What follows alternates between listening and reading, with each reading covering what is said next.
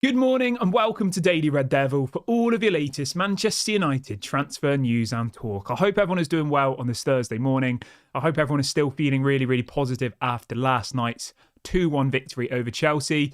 As always, we have got a massive show to bring you guys this morning. But before we jump into that, please do smash a like on the video. Please do subscribe to the channel if you're new. We're only about 20 or so subscribers away from 21,000. So please do go and subscribe if you haven't already. And let's get straight on into it. So on the show this morning, we're obviously going to be talking about the game yesterday, and we're going to be exploring a massive decision for Erik ten Hag, which of course we will talk about in a minute. I will invite you to have your say and get involved in the conversation. We'll also be talking a little bit about a story reporting that Jadon Sancho could be set for a swap deal with a player from Borussia Dortmund coming out from Sport Bild over in Germany. So we will be talking about that as well. Lots of other bits to get into. As always, I do invite you to have your say on all things Manchester United. So do get in the comment section. Let me know your thoughts on last night's victory.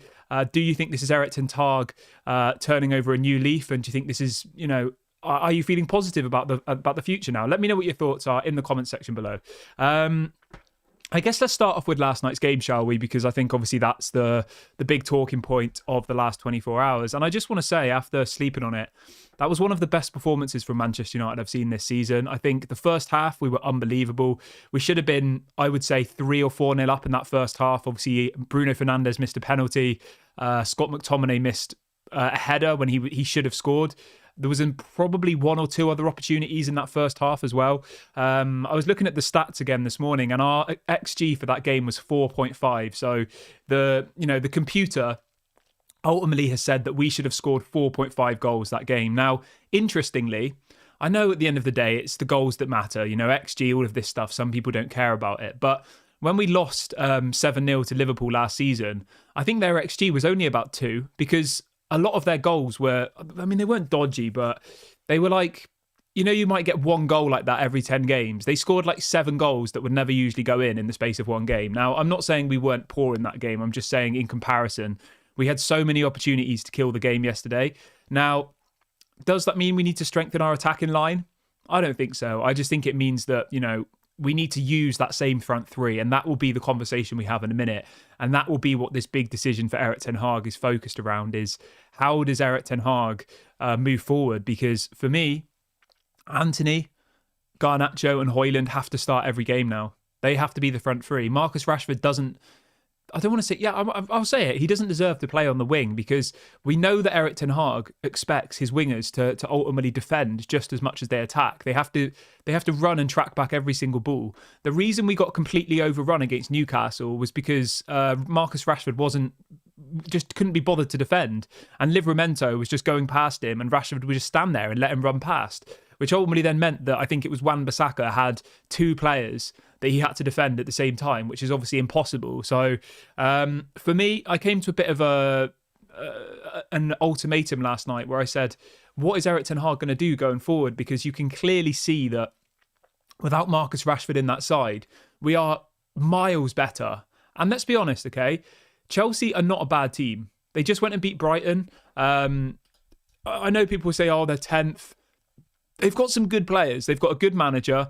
I know they're at the beginning of a process, but it's not like we just went and beat Luton or Bournemouth or Sheffield United or someone like that.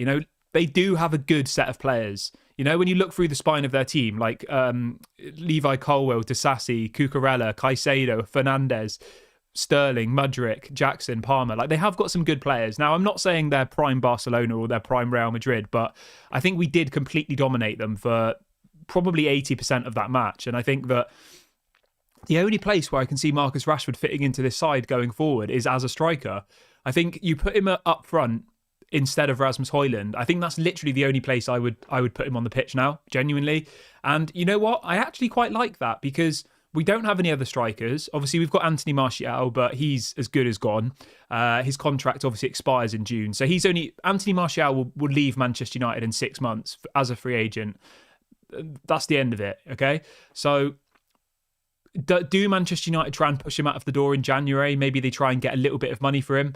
Maybe they do, maybe they don't. But either way, I would start putting Marcus Rashford as a striker going forward, because that then means we don't need to buy a striker. If you've got Rasmus Højlund and Marcus Rashford as your two strikers, centre forwards, whatever you want to call them, I quite like the sound of that. I still think maybe in the next couple of years you might need to go and get like somebody of the quality of an Osimhen or somebody like that. But for the time being, I think Marcus Rashford is much better suited in that striker role, because less is expected of him. He can, he can press the players, but he isn't expected to run back as much as, say, the wingers are. So for me, that was the decision that I came to last night. And I think that Erik ten Hag will come to something very similar. Let me know what you guys think in the comment section. Do you agree? Or do you think that he should keep playing on the left or the right? Let me know what you think. Al says Rashford isn't a striker. He is terrible as the sole striker. Rashford is a left winger. Mate, Marcus Rashford can't play on the left wing anymore. That's the black and white of it. He doesn't defend. He doesn't know how to. And I think he's one of those players that no matter how much you try and train him to do it, he's not going to be able to do it. So for me, Marcus Rashford's time on the left is done. He should not play there ever again for me. He shouldn't. You see how hard Garnacho works, both offensively and defensively. Marcus Rashford doesn't do that. He doesn't offer that. So for me, he should be out of the team permanently, unless it's in that striker position, because I think Rasmus Højlund does need support. I think he had a very good game last night, Rasmus Højlund. Obviously, he did not get the goal, but, he still played very, very well. Now, people saying he's not a striker, Rashford can play either on the left wing, the right wing, or the striker. Those are his positions. Like, it's not a case of he isn't a striker. He is a striker. He's an attacking player. He's good at running in behind. He's good at shooting, and that's about it. And he's skillful. Those are all the attributes you need to be a striker. So for people saying he's not a striker, he is a striker. He can run in behind and all the rest of it. Is he a world-class striker? No. Is he as good as Osimhen, Harry Kane, Lewandowski? No. Do I think he should be the striker for the next 10 years at Manchester United? No. But is it a solution for the short term? I think so, yes, because I think Erik ten Hag's going to have real trouble if he drops Marcus Rashford every single game. Whereas I think if he rotates Rashford and Højlund as the standalone striker, I think it could work. And I think that Rashford might actually start getting some goals. So that's what I think this morning. Let me know what you think in the comment section, though. Do you think Marcus Rashford should be the striker? Yeah, people saying, have you seen how rubbish he is there? Marcus Rashford was banging in the goals last season as a striker. Like, Al says, do you think Rashford is a good striker? I have seen him play striker and he is ineffective. The thing is, though, mate, right? Have you seen Marcus Rashford play on the left wing? Yes. Does Marcus Rashford lose us games by not tracking back when he plays on the left wing? Yes. So the two options you have, right, is either Marcus Rashford never plays for Manchester United ever again, if you're saying he can only play on the left wing. That's option one. Or the other option is that you rotate him as a striker with Højlund. Now, Erik ten Hag is never going to completely drop Rashford. That simply won't happen. Whether you want it to or not, it won't happen. He's on 350 grand a week. He's the star boy. He's the poster boy of Manchester United. All of his charity work, all of that stuff. It will create far too much of a conversation if Marcus Rashford is dropped indefinitely.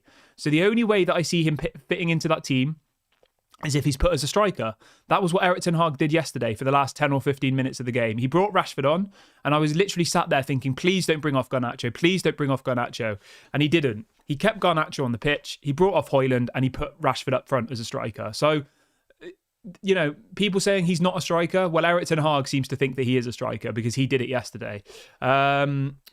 See what people say. Somebody says sell him to West Ham.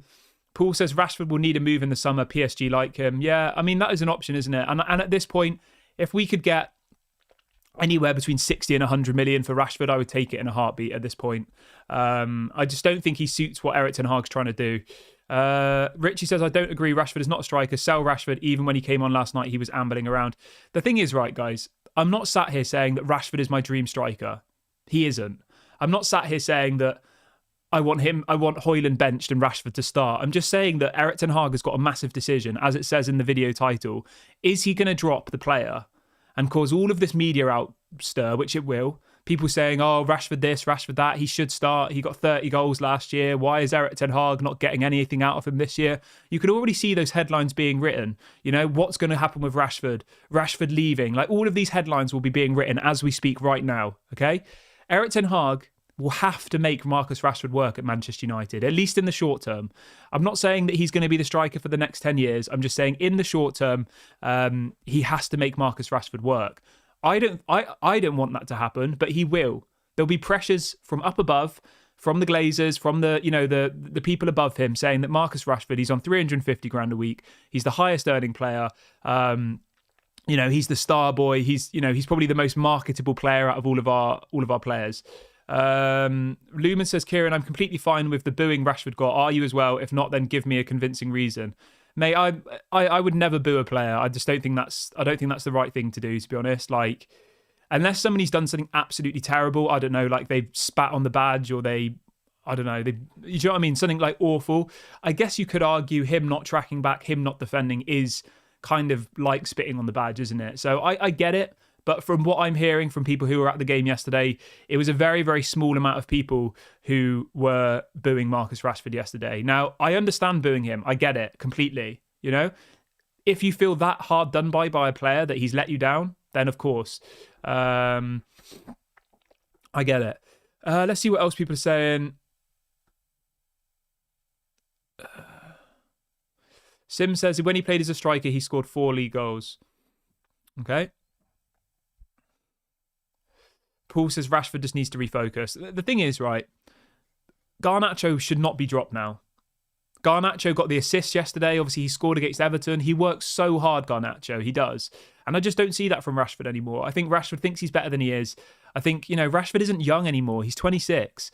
And I think that if he doesn't have that in his game now, this defensive element, it's just not going to work for him.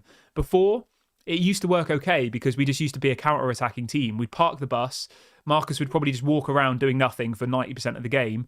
Bruno would put the ball over the top and then he'd be in. And that was all our gameplay was. Whereas now, we're on the front foot, we're pressing, we're trying to pin the other team in their half. But if you lose the ball, you've got to run back the whole length of the pitch. And he's not willing to do that now. Whereas under Ollie, that would never really have to happen. He'd probably only have to run 2 or 3 times a game when Bruno would put the ball over the top and he'd run after it. Whereas now, all of our players are in the other team's half. And if we lose the ball, he's probably got to run the length of the pitch back to man mark his player. And he just doesn't want to do that. So, yeah.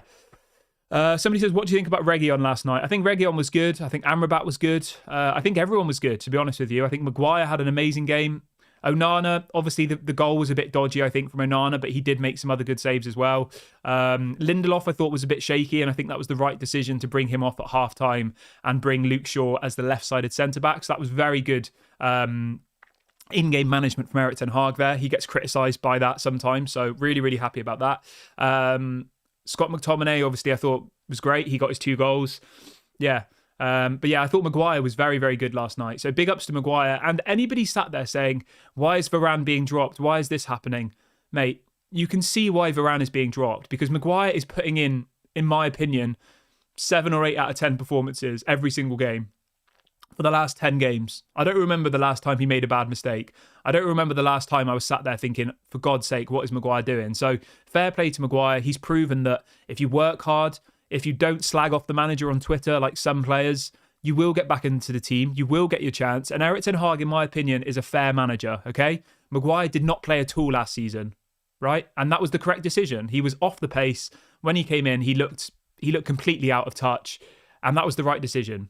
But this season, he's come in and he's been very, very good. So big ups to Harry Maguire.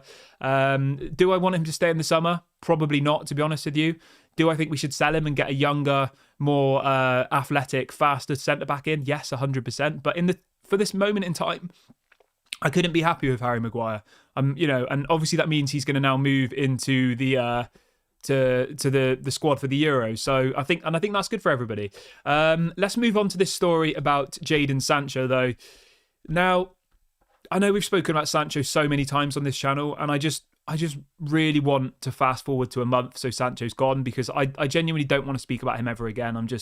He's the kind of player that I think booing would be acceptable. To come out and slag off your manager on Twitter and then refuse to play because you won't apologise, that's a booable offence for me.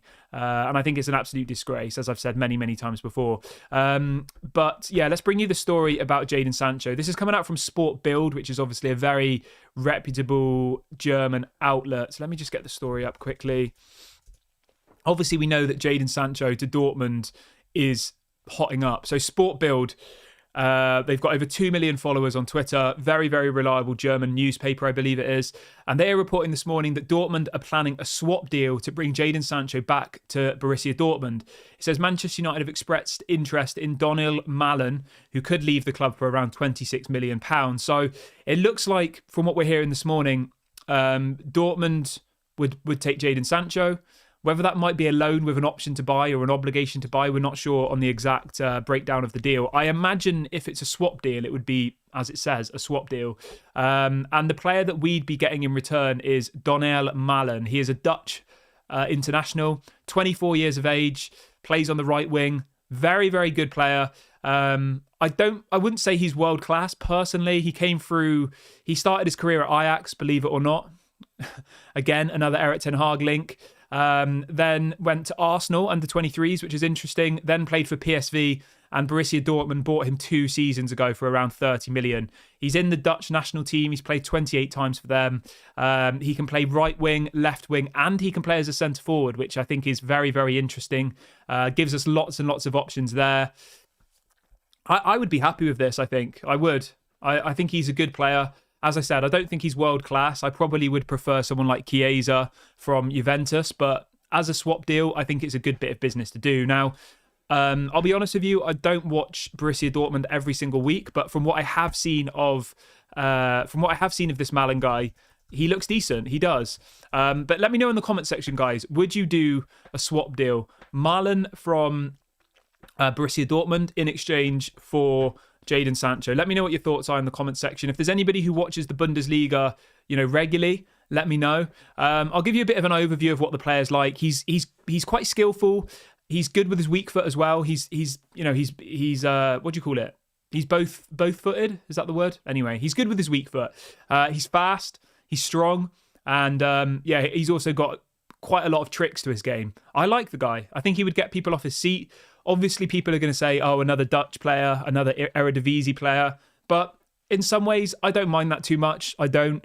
If that's if that's the deal that's there to be done for Jadon Sancho, then, go and get it done. I just think that obviously the Dutch links will always be there. But arguably, he was in Arsenal's youth academy for quite a long time, So it's not like he's played in the Dutch league his whole career. He's been around Europe quite a bit and still only 24 years of age. Now, let's jump into his stats really, really quickly. So he's played 19 games this season for Borussia Dortmund. He's got 5 goals and 7 assists in 19 matches. So he's averaging a goal or an assist nearly every other game, which is pretty good, I think, for a right winger.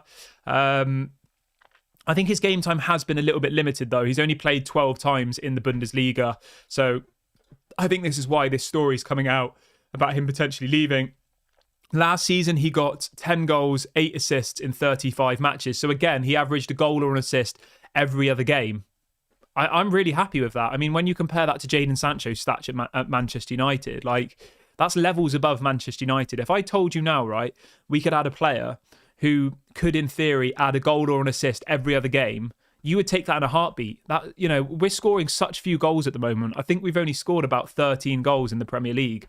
You would 100% take that without a shadow of a doubt. Jadon Sancho, in comparison, last season got 10 goals and assists in 41 matches. So he averaged a goal or an assist every 4 matches. So based on the stats, now I know it's a different league. I know, sometimes people don't adjust to the Premier League. Malen's averaging a goal or an assist every other game. Sancho, a goal or an assist every 4 games. So you can kind of see where the level is there. Let's see what people are saying in the chat. Anthony says Adeyemi would be great. Yeah, Adeyemi would be great, mate. But he's probably going to cost you 100 million, I would imagine. He would be crazy money. What else we got? Richie says, don't do a swap deal with Dortmund. I don't trust them after the Sancho deal. They're not fools giving us another average player. I get you, mate, but I think the options aren't really there at the moment. The only other player I really think that would really improve that team is Chiesa from Juventus. I think he would be a massive improvement. That would be a statement signing if Manchester United went and got Chiesa. Obviously, we know that Juventus are also interested in Sancho. Is there a world where United try and do a swap deal with Chiesa and Jadon Sancho, maybe for some money? I would take that any day of the week. But Yeah, let me know what you think in the comment section, guys. Let's see what else we've got. Al says, I would be happier to sell Sancho to Saudi Arabia and use the 50 million to buy a replacement. I don't want a Dortmund bench player. The thing is with you, mate, I agree 150%. I do. 150% I agree with you. But from what I'm hearing this morning, apparently Jadon Sancho, I think it was coming out from The Athletic, Jadon Sancho does not want to go to Saudi Arabia. So whether we want him to go to Saudi or not, whether we want it to be a full sale opposed to a loan, it's not really up to us, unfortunately. Like, Manchester United gave Jadon Sancho this £250,000 a week contract. He's got 3 years left on his contract. And ultimately, if he doesn't want to go, he doesn't have to go. He could just sit there on the bench and keep earning his 250 grand a week. He goes to these rappers after parties. I think he went to, I seen pictures of him at 21 Savage's, party the other day and stuff. He's just out having a good time. He's, playing FIFA till 3 a.m. and all the rest of it. Yeah. A-Fran says, what about Sancho and Rashford for Mbappe? I mean, that would be incredible, but that would never happen, I don't think. Somebody says, what about Donny going to Barcelona? Is that real? From what I'm hearing, no, mate. Like, the stories I've seen this morning about Donny van de Beek is that apparently he's offered himself to Barcelona. I mean, that just sounds a bit desperate, doesn't it? So the headline is this, but thanks for bringing that in.